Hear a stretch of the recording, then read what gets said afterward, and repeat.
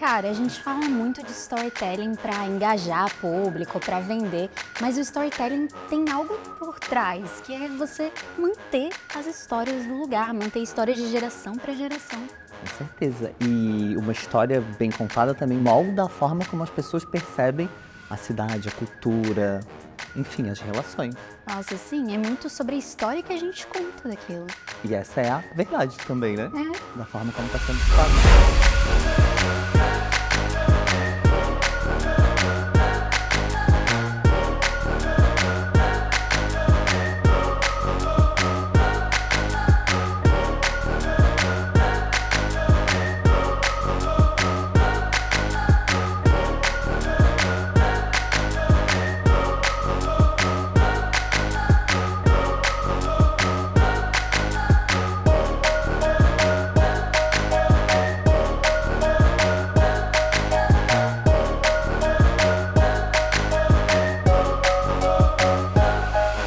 Bem-vindos a mais um episódio do Quem Tem Boca Vai a Roma, o talk show de comunicação feito para a internet, onde a gente traz os nossos comunicadores favoritos para o nosso lugar favorito. E nessa temporada, o Quem Tem Boca veio à Lama, a galeria de arte no coração do rolê de Floripa. Eu sou o Leonardo e hoje a gente está aqui com o Rodrigo Stipp, um manezinho clássico de Florianópolis. É verdade. Mas antes disso, além de tudo, muito importante mencionar que dessa vez a gente tem plateia! Então, bem-vindos! Bem-vindos! Eu sou a Gabi e eu gosto muito de contar histórias, mas de falar que eu admiro muito a comunicação do nosso convidado de hoje. É verdade, ele traz pra frente, né, o que vai acontecer em Florianópolis. Estamos aqui com o Rodrigo, que é mais conhecido por aí como Guia Manezinho. Bem-vindo, O Rodrigo. guia mais conhecido de Florianópolis. Seja muito bem-vindo, Rodrigo. Boa tarde, raça. Vou começar soletrando meu sobrenome, S de churrasco, né, manezada? T de tainha, U de Uceltance, 2P de pomboca, assim vocês podem soletrar, Stipp, fé. E quando eu começo com S de churrasco, os caras pensam, não, tá errado não, errado tá tu, né, querido? O S churrasco sempre foi com S, pelo menos no manezês. Sou nativo de Floripa, uma coisa rara hoje na cidade, né? Somos menos de 30%, então, querido, quando tu encontra um manezinho, tira uma selfie, porque é coisa rara, né? Encontra 3, querido, em Moldura, vai virar aqui na Galeria Lama, tá? E se conhecer um casal, manda o currículo pra mim que eu vou mandar no Beto Carreiro. Vai ter do lado lá a casa de vidro dos manezinhos e outro a jaula de pandas. As duas coisas concorrentes são duas coisas muito raras tentando se reproduzir. Vamos fazer uma enquete, tem manezinhos aqui na nossa plateia? Eita, coisa linda. Gente, mas é uma Mas já tá vendo como nessa média dá uns 30%? É verdade. Ei, olha só, vou fazer Arrado. chegar em 100%, quer ver? 4 tipos de manezinho, vai incluindo vocês, tá? Manezinhos da Carmela Dutra, que é o meu caso, tem algum? Olha aí, ó. Segundo tipo, manezinho da Carlos Correia, olha aí. Terceiro tipo, manezinho que nasceu em casa, filho de parteira, às vezes aparece. E o quarto tipo e mais abundante, manezinhos de coração, que nasceram na cidade e adoram Floripa. Coisa linda. Digo isso, galera, porque muita gente que vem aos meus roteiros diz eu sou apaixonado por essa cidade. Então a relação que a gente estabelece com o lugar, a relação emocional de pertencimento é mais importante do que onde eu nasci. Como é que eu me integro naquele lugar que eu vivo? É isso que eu faço, integrar pessoas, manezinhos e não manezinhos. Isso é demais. Sabe que o Rodrigo que me ensinou que tinha os 4 tipos de manezinho. E eu fico com vergonha porque eu sou manezinha, só que eu não sei onde que eu nasci. E eu sempre que eu escuto isso, eu penso, cara, eu preciso perguntar pra minha mãe urgente qual foi a maternidade. Mas foi na ilha? Foi na ilha. Então Mas é eu uma não das sei. duas, né? Aí tem um pessoal que acaba com a brincadeira, diz, eu nasci no HU. Não, querido, tu não conta, né? Nasci no hospital do exército. Não, querido, também não conta, não escangalha, pô, né? Então. Meu Deus. Rodrigo, quando você faz esses passeios, quando você lida com o público, é mais roteirizado ou é mais improvisado? As duas coisas. Tem o storytelling tem uma relação muito legal com o que eu faço, que é a interpretação de patrimônio. O nome é bonito, né? O que tu faz? Sou intérprete de patrimônio, que parece que esse teu cara tem quase um negócio grudado no braço assim, né?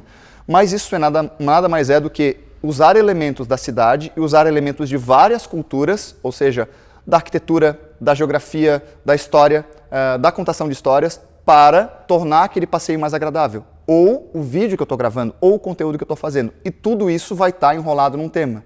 Então nunca é tudo que eu estou fazendo sobre Floripa, é qual história do centro eu estou contando neste passeio. Por isso que eu já tenho mais de 20 roteiros e tenho mais uns 30 na cabeça, né? Então é sempre uma história que vai estar recortada. É claro que em alguns momentos ela vai se moldando, as histórias vão se encontrando, né? Vou dar um exemplo. No centro eu faço arte urbana, 2 roteiros de arte urbana separados, cada um tem 2 horas. Então eu consigo contar arte urbana numa perspectiva do centro-leste, onde estamos, que vai ter um olhar diferente. Aqui são artes menos de homenagem, por exemplo. Já no lado de lá do centro a gente tem mais homenagens. Então a leitura da cidade vai ser a partir de um grande tema, que é a arte urbana, né, mas ela vai ter um recorte, então sempre tem uma história para ser contada. Outro roteiro que eu faço é o Negros em Desterro, que é uma coisa até contraditória na cidade açoriana, mas é um roteiro muito necessário. Então eu vou fazer o recorte usando os espaços geográficos para contar essa história desse povo que até hoje é pouco reconhecido aqui em Florianópolis. Conta um pouquinho pra gente desse roteiro do lado do centro-leste aqui, que é algo que está voltando também à tona, né? Esse lado do centro está ficando muito vivo. Primeiro, eu acho que ele nunca sumiu. Eu acho que a gente desaprendeu a olhar para esse espaço. Primeiro, esse sempre foi um espaço de sobrevivência. Nesse lado da cidade viviam os ex-escravizados, os trabalhadores mais simples, calafates, os sapateiros. Né? Os sapateiros eram muito ativos politicamente. Né? Alguns deles compravam escravizados para dar liberdade a eles no final da vida.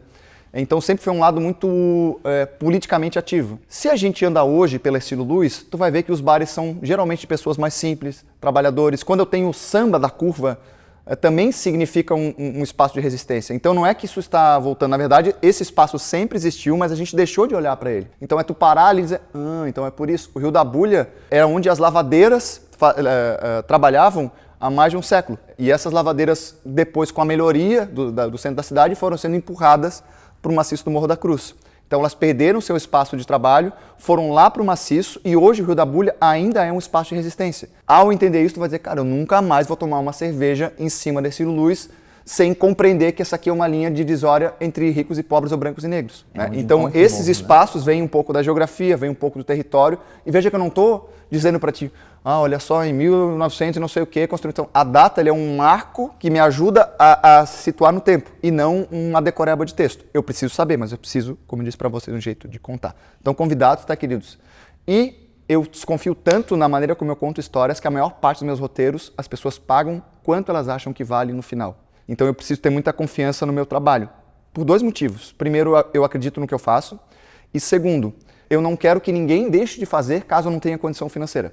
Então eu acredito que todo o coletivo vai se organizar e aquela coisa vai se harmonizar como se harmoniza num drink. Tu vai colocando elementos diferentes, vai um pouco mais disso, um pouco menos daquilo e tudo isso funciona. Então é o meu olhar para a cidade que precisa acontecer também. E você acha que isso interfere no fato de você ter muitas pessoas que são daqui de Floripa, manezinhos, que fazem os seus itinerários, como você estava contando pra gente? Sem dúvida, eu preciso conversar com o meu povo primeiro. Nunca foi uma intenção de fazer só para turista. Eu utilizo a ferramenta turística, que é um guiamento que vai ter técnica específica, né? A maneira como eu me posiciono, postura de voz, um começo, meio e fim numa fala, tudo isso é um pouco de storytelling, né? Que vem da técnica. Mas eu também preciso conversar com as pessoas e eu chamo isso de efeito pedra no lago. O que acontece, gente? Tu joga uma pedrinha e ela vai aumentando e aquela onda vai aumentando. Se a gente começa a fazer isso localmente, as pessoas vão aumentar o seu grau de identidade e pertencimento da cidade. E a partir disso, a gente vai começar a falar disso. Eu imagino que vocês, quando estiverem na Estilo Luz, estamos em cima do rio. Nossa, esse rio separou e teve um processo de segregação que aconteceu a partir daqui, né? Então é compreensão dos espaços e entender os porquês. Tem alguém que é jornalista aqui, gente, não sei se no público, porque o jornalismo responde basicamente 5 perguntas. Né? Também uma maneira de contar a história. A gente responde o lead jornalístico, que é o que, como, quando, onde e por quê. Se eu sigo essas 5 perguntas, e provavelmente vocês utilizam sem saber isso, eu vou conseguir trazer boas respostas. Então, mentalmente, eu estou fazendo essas perguntas. Por que o aterro foi feito e ninguém foi contra aquele aterro na década de 70? Como aconteceu? De onde veio a terra? E as pedras? Quem decidiu? Vejam que eu estou usando as mesmas perguntas para estimular quem está, porque o cara talvez ele está ali, ele nunca pensou, eu já sei que o mar batia até aqui. Por quê? Ninguém foi contra, ninguém disse, vocês estão destruindo a cidade. Então é tu trabalhar um pouco dessa emoção, se colocar no lugar de quem está fazendo aquilo e trazer a pessoa para estar junto contigo. Então tu sai estimulando as perguntas. Se tu tem boas perguntas, tu tem boas respostas. Ou pelo menos uma capacidade de reflexão. E falando... A plateia da outra energia, é isso. Sabe, deixa eu dizer uma coisa pra vocês, eu aprendi, cara, eu achei demais no Rio de Janeiro, que tem lugar que a gente não pode bater palma porque os prédios são residenciais. Sabe o que eles fazem? Ninguém usa som, eles aqui, ó. Achei genial na maneira de conseguir encontrar esse equilíbrio entre a boemia e o som é aqui, ó. Então aqui, ó, o violãozinho aqui, todo mundo cantando baixo. É muito gentil. É muito gentil a maneira. Muito Então gentil. é respeitar quem está em cima e quem está embaixo. É isso, né? Conseguir encontrar soluções para isso. Desculpe, te interrompi, Lana. Imagina, por favor. E lidando com públicos diferentes, em todos esses momentos de fala, como que você traz o que a pessoa participa, o que a pessoa comenta ali para o meio da sua fala? Eu utilizo geralmente um objeto de fala e eu também peço que as pessoas se apresentem e tragam alguma coisa do cotidiano delas. Às vezes eu trago uma renda de bilro, às vezes eu trago uma pomboca, às vezes eu trago uma lata de spray e é uma oportunidade para que todos troquem. Porque ainda que seja uma fala pequena, aquela fala desperta alguma coisa em alguém. Ah, eu sou de tal lugar, eu também. Pô, eu sou da cidadezinha desse, pô, eu também já estive lá. Então essa possibilidade de troca. E uma palavra que eu costumo pedir às pessoas é: complete a frase para mim. Para mim, Floripa é. E esse pedido ela vem geralmente de uma emoção. Então é claro que algumas coisas podem acontecer e se repetir, mas a partir do momento que eu digo, olha, casa, recomeço, liberdade, aparecem muitas coisas bonitas. E dessa grande teia que se forma, a gente cria uma unidade naquele grupo. Então as pessoas começam a estar integradas também aquilo, não só comigo, não só ouvindo, mas entre elas. Várias amizades já começaram, relacionamentos já começaram, né? Talvez tenham terminado, aí não sei. Mas é conseguir fazer com que as pessoas estejam realmente conectadas. Então isso é meu, né? Um pouco da minha característica, mas tentando também buscar isso. Se não, fica só ouvindo. E quando eu tenho muitas crianças, as crianças fazem perguntas muito boas, né? E às vezes difíceis de responder. Esses dias um menino de 8 anos me perguntou: como as bruxas morriam? Aí eu tive que dizer para ele: olha, muitas vezes elas, por muito menos, por saberem lidar com ervas, por exemplo, ou com chá. Falei: já tomou um chá em casa? Quando ficou doente? Já. Falei: bom, tua mãe podia ser acusada de bruxa por saber lidar com chá. Mãe, você é a bruxa, né? Então é esse saber que foi se transformando, né? Então entender de onde vem, por exemplo, essa origem de bruxaria, compreender o contexto social, né? Como é que isso foi parar no açoriano. Então entendendo esses caminhos, né? Eu quero saber dessa história. Eu morei em Coqueiros durante muito tempo. E tinha lá as pedras, tinha a história de como que as bruxas, né, as pedras, e aí conta a história que o demônio veio, Paranã, ele não foi convidado para a festa, e aí ele transformou todas elas em pedra. Mas o contexto social que vem por trás dessa história... Essa provavelmente é a lenda... Alguém de vocês já ouviu falar dessa lenda das bruxas lá de Itaguaçu? Provavelmente é a lenda mais conhecida e ela não tem nada a ver com a história do Franklin Cascais. Ela foi criada nos anos 90 por um preguiçoso. E o preguiçoso, um grande preguiçoso, nosso querido Peninha. Olha só, ele morava, né, acho que nos deixou faz 2 anos, ele morava ali em Palhoça e ele tinha que dar uma entrevista no Santinho, nos ingleses. E ele pensou: meu Deus do céu, cara, que longura, como é que eu vou fazer lá? E ele pensando na cabeça dele, genial, falou: olha, eu vou marcar com a repórter algum lugar que não é muito longe, eu já me livro logo disso. E ele no caminho veio pensando e disse: olha, vamos comigo ali no Itaguaçu, porque eu vou te contar uma história que eu nunca contei para ninguém. E ele já queria valorizar aquela região, porque ele dizia: olha, aqui o Franklin Cascais cresceu, aqui o Franklin fez a vida dele. E esse lugar está esquecido, está apagado, então vou criar uma lenda para as pessoas começarem a associar. E o cara, no caminho, criou a lenda nos anos 90, que é a lenda mais conhecida da cidade. Então, um contador de histórias moderno. Ele dizia pra gente: lenda se cria. Lenda, a gente vai receber uma informação, utiliza tudo aquilo e a gente dá a nossa transformada.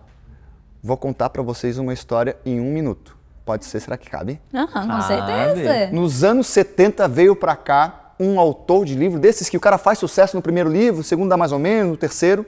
E esse cara parou em Florianópolis e estava naquele momento inaugurando um prédio que vocês devem conhecer, o ARS. Bom, olha, querido, tu vais para lá, inauguraram a primeira escada rolante da cidade, vai lá, toma um caldo de cana, quem sabe tu tira alguma inspiração. O que acontece com quem vai ao RS? Quem não conhece o RS, acontece, gente.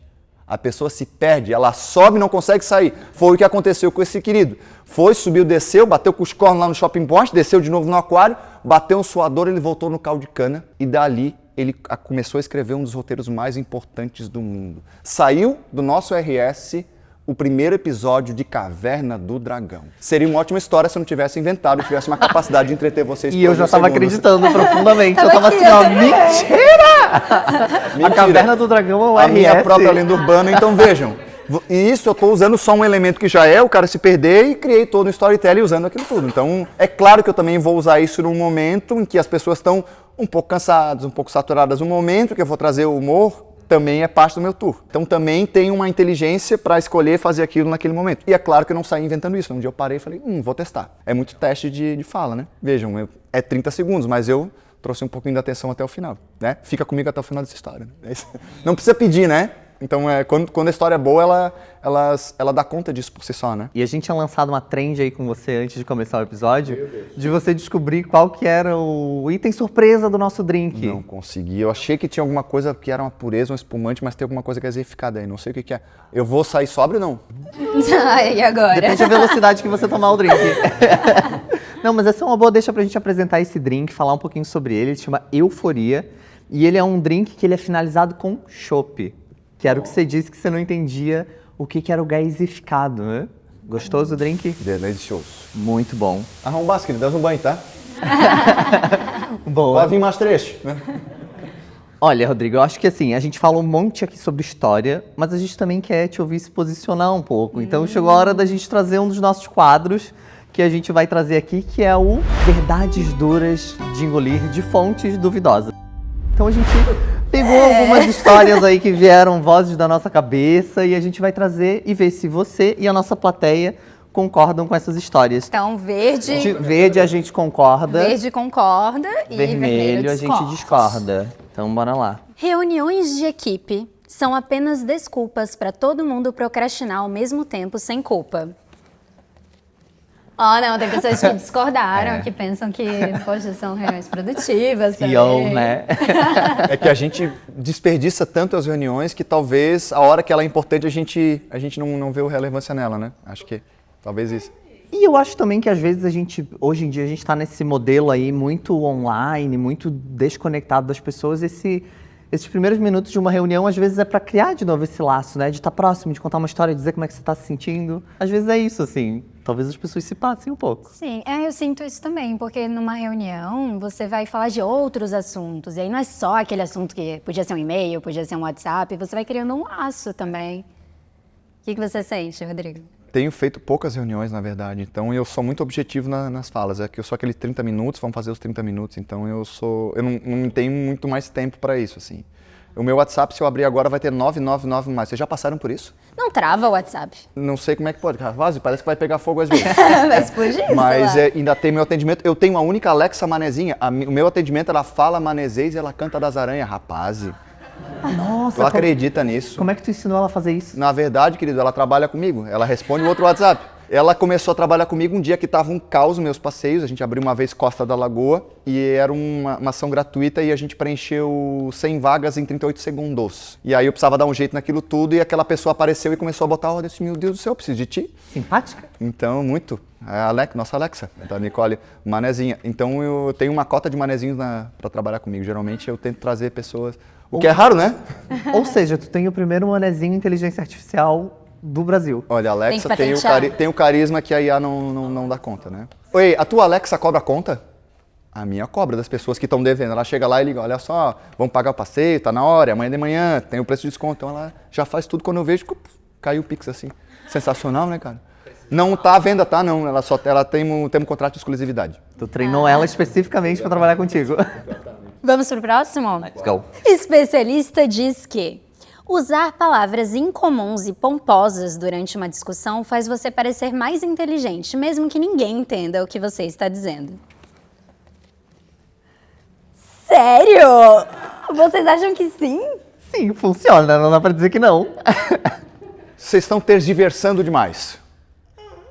Nossa, uau!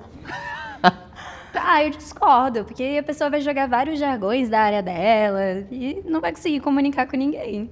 Mas você não acha que às vezes ajuda também a pessoa a se sentir mais confiante? Por exemplo, né? Às vezes a gente está lá trabalhando com um corporativo, você precisa trazer uns termos técnicos da sua área para você poder dizer... Às vezes as pessoas criam uma percepção de que você conhece. Mas se ninguém entende o que você está falando, você está aí falando não dá, sozinho. né? Mas aqui. passa um pouco de, acho que, por exemplo, um advogado que usa muito a linguagem, ele tem que tentar traduzir isso para as pessoas. Então, esse tipo de conservação de linguagem também afasta, né? Eu estou usando o exemplo do juridiquês, mas os médicos também têm isso, às vezes por necessidade técnica, assim como o marinheiro, enfim, né? Mas a gente pode... Eu disse um professor de redação que dizia, se pode dizer mãe, não diga genitora. Não precisa, né? Ainda que a gente compreenda. Sabe que trazendo isso, eu gosto muito do conceito do menino de 8 anos que define o meu trabalho no meio disso tudo. Ele dizia assim, que legal, você é um professor de lugares. Genial. Gente, é um professor de lugares. Genial. Perfeito. Né? Todas as qualificações, assim, você é um professor do lugar, você ensina as histórias dos lugares. Perfeito.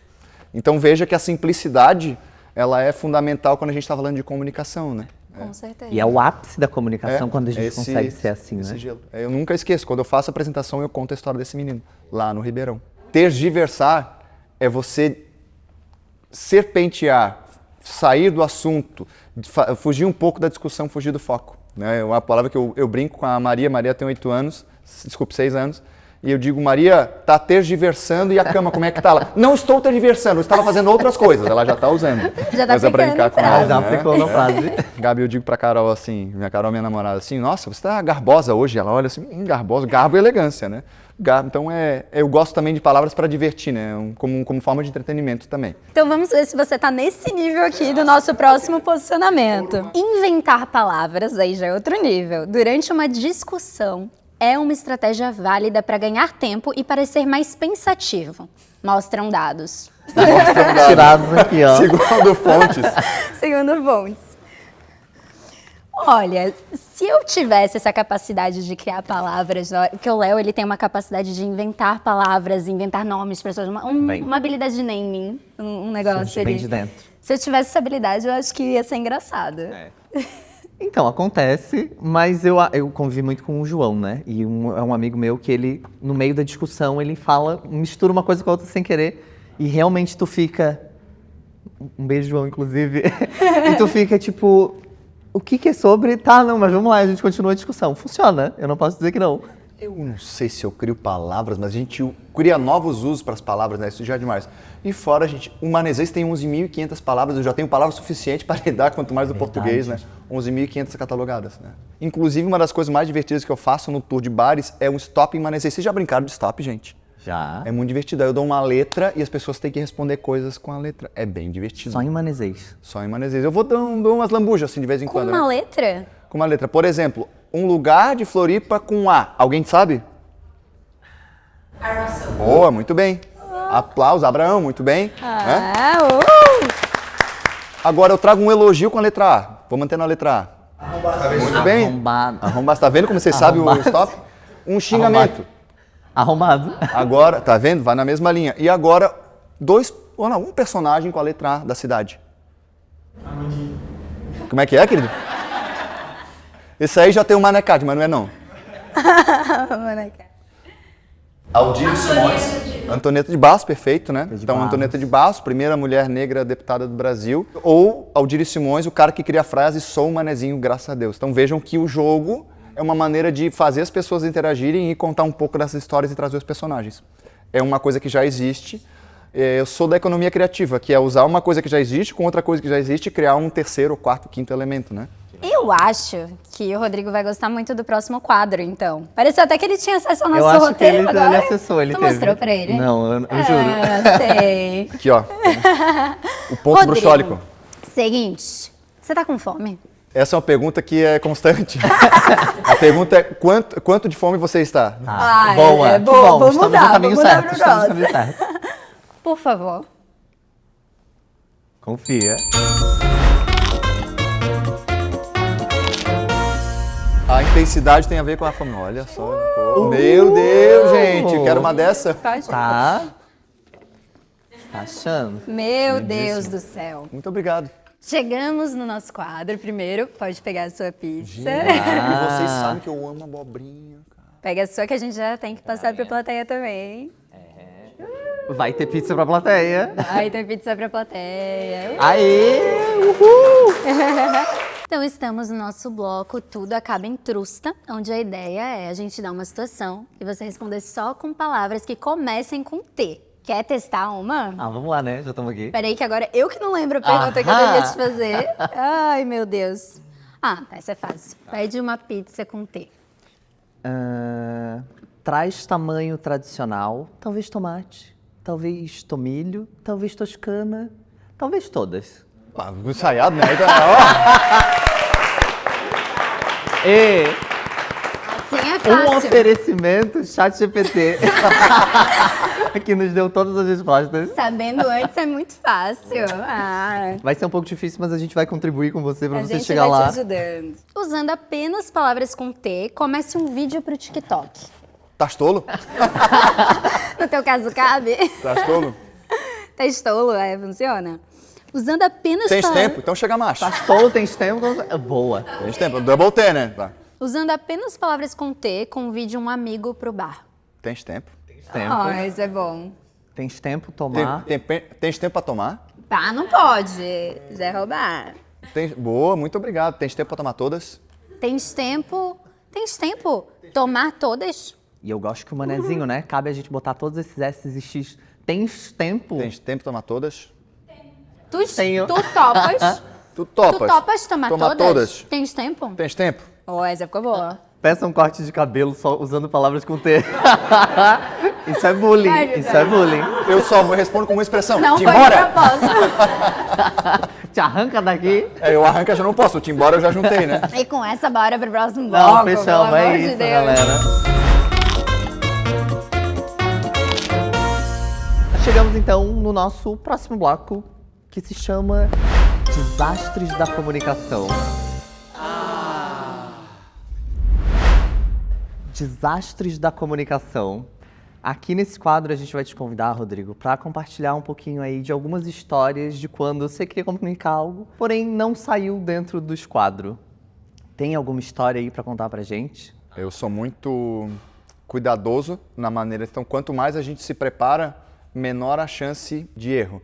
Mas eu vou contar uma situação em que eu tentei comunicar e que foi tanto sucesso que aquele sucesso virou um problema. Eu fiz uma maratona cultural, a gente criou, na época, uma noite no museu. E a gente tentou organizar e as pessoas tinham que se inscrever, porque era no Museu Histórico de Santa Catarina, então, assim, tem um cuidado com o espaço e a gente tinha 60 vagas, aquelas vagas foram preenchidas, só que muita gente não sabia que tinha que preencher aquelas vagas, e aí, naquela ânsia, tinha 500 pessoas na fila, do lado de fora, depois de um show do Baiana System. Eu tentei entrar nesse rolê e não consegui. E certamente me xingasse muito, porque é desorganização, que não sei o quê.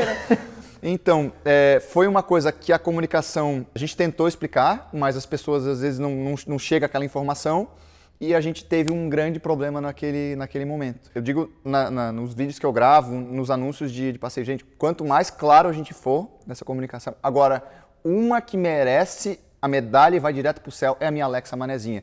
Ela diz, olha, ela vai fazer comigo agora, eu vou dizer, olha, vou dar um bolinho para ela, 3 anos sem gastar o réu primário, porque as pessoas não leem às vezes as coisas. Que hora começa? Tá escrito lá. Onde se encontra? Tá escrito lá.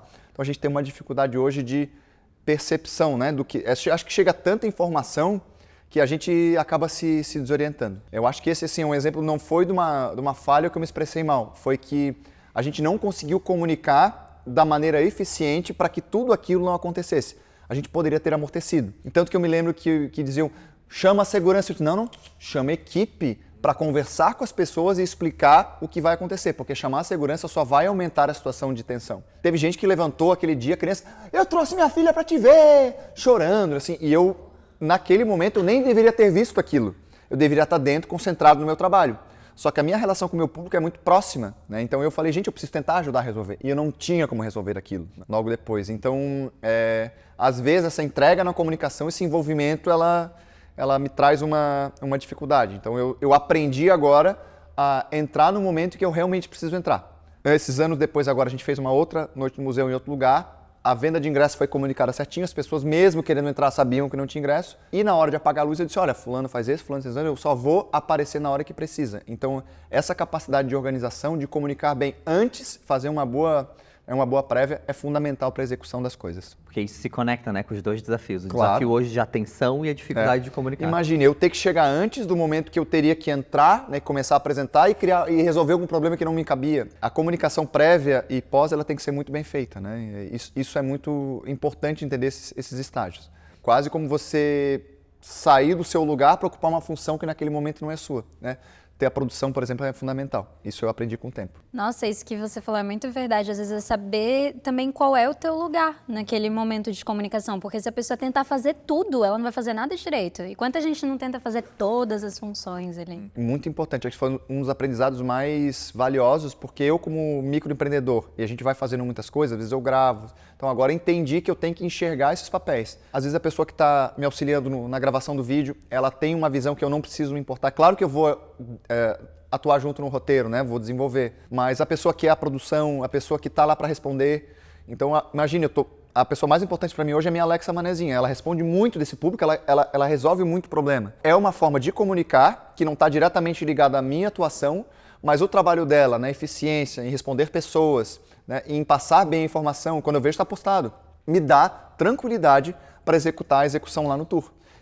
Então, se eu tenho essa noção agora, fica muito melhor e vai ficar muito mais qualificado lá na frente. Então, são comunicações que eu tive que separar. E para um comunicador é muito difícil, porque o cara que não tem a noção de como funciona, ele, vou contratar alguém, tudo certo.